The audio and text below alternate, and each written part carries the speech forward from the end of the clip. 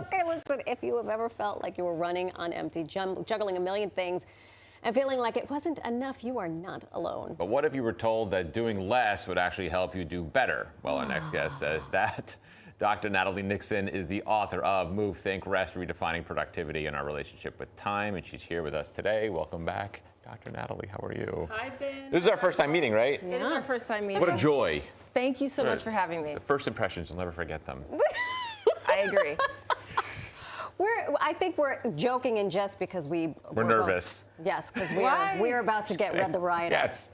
Okay. I don't know a single person that does not feel burnt out. Truly, I don't. Yeah. Because busy is subjective.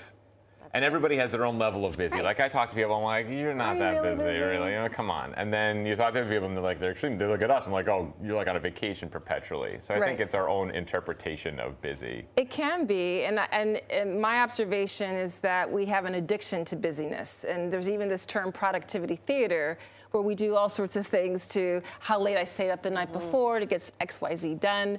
And in truth, it sounds counterintuitive, but if we hit the pause button and we allow ourselves to focus on what really matters and allow something in our brain called the default mode network to kick in when we have a good rest, go for a walk, have an engaging conversation, use the first 5 minutes of a meeting to do something like question storming, it helps to reset because we need different neurosynapses in the brain to actually do our best thinking. And that's what we forget. Like I was actually talking to my therapist about this recently. I was like, when I get it's 6:30, I'm on the couch with my kids, and that's when I have to earn that. And I have to hurt myself throughout the day in order to earn that. I can't just be like, oh, I went to the gym, I went to work, that's it. Like I have to actually like be detrimental to my own mental. This is what you got. What the mental gymnastics. In order to reward myself with this, I have to burn myself out all day. What are we doing here? I have a different take on this. I actually think we shouldn't be thinking about rest as something, as a bonus, as a reward, something to earn. Right. But think of it as intermittent rest, that we need to build in micro breaks throughout the day. So for example, on your commute to work, what if instead of listening to a podcast, you just sat in silence? I know that might sound scary. I've tried that before. And what happened? It scared me. Okay. And I'm like, what's happening? Stop honking at me.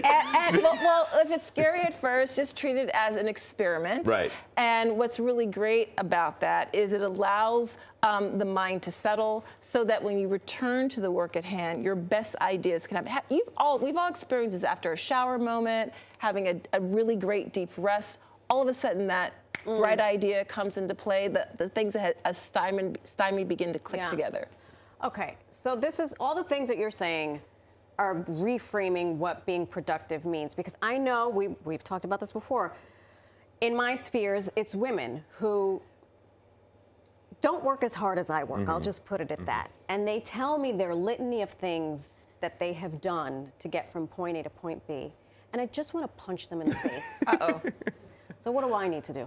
Well, I think Don't do that. Well, don't do that. And speaking of reframe, we have to reframe the ways we've been thinking about productivity. Yeah. The ways we think about productivity are a throwback to the first industrial revolution, where we focus on efficiencies and output, and you only measure what you can see, and humans become a bit more mechanized. And we have to shift to what I call a cultivation model, to think of ourselves as gardeners and having a both-and model. We value quick, but also slow. We should value the solo practitioner and also the collective. And we need to measure what we see, that matters, but we also understand that there's a lot happening during dormancy. And this all matters really for emotional recovery. We spend so much time focused on mental sharpness and mental clarity, which matters, especially in the work that you two do. And we focus questionable. And we focus a lot on physical health and well-being, also important. But in a time of so much economic uncertainty, a lot of turmoil, a lot of stress, the emotional dimension of who we are is showing up more and more to work. We're seeing our friends get laid off. Maybe you're in a management position where you have to do that.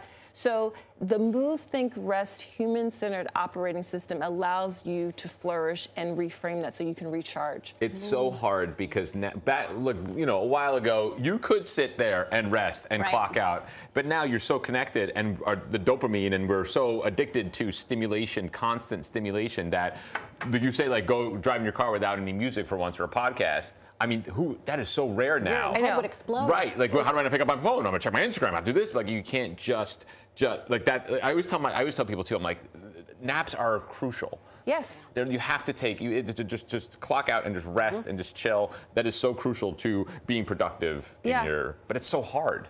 Well, it's hard, but we should take a note from the Navy SEALs. You know, the Navy SEALs famously said, right, that slow is smooth and smooth is fast.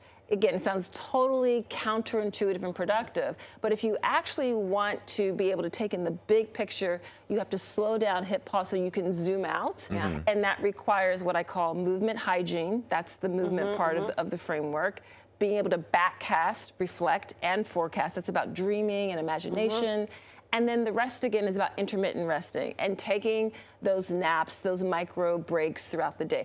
I personally have to build it into my calendar because, like a lot of us, I will just keep working and won't stand up. But the research for this book really helped me to see what's at cost and what's at stake if we don't do that. Okay, you're the expert. I love asking the expert how the expert does the things that they're an expert on. So what is a day for you implementing move, think, rest? Well, one thing that I love to do, and this has been since I was a first grader, I love to daydream. And it turns out that mind wandering is a really important part of cognition, because when we allow ourselves to daydream, and I actually time 90-second daydream breaks. I have my phone nearby, nothing's on the phone, and I'll stand by a window and just gaze at clouds drifting by. Maybe if I'm in Philly, so if I see an ant crawling on the pavement sitting outside, I'll just observe that. And again, the default mode network in the brain is taking over so that different neurosynapses are allowed to go at work so that we offload that heavy demand on cognition in the neocortex.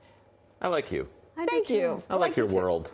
It's too. nice. It gives you permission to just be. And now you can as well. Yeah. I'm still going to feel guilty, but I'll listen to as much as you have to say. Good. Thank you. Thank you. His copay is in the mail.